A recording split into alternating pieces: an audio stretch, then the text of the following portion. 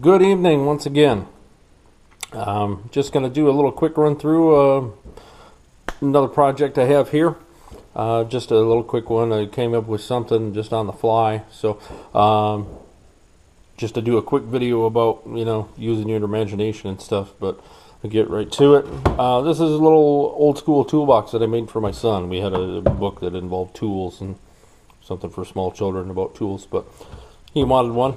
Ended up having, the main handle here was leftover from another project, a chair that I did, so just ended up building the box around that. It's not quite done yet, but I'm going to throw some paint on it and hopefully a lid on the top here.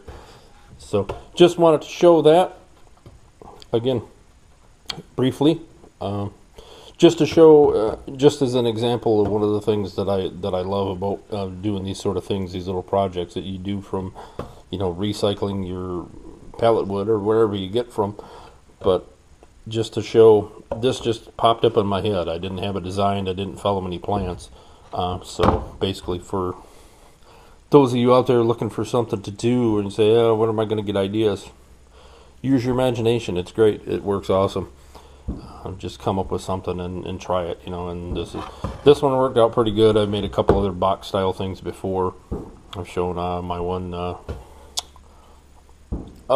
my other videos there. I have a carpenter's box that I made just out of some junky stuff. But again, don't be afraid to fail your first time around. If you're looking at doing something, you're probably going to screw it up the first time and it's not going to be perfect. I had to make a couple of adjustments when I was making this as well.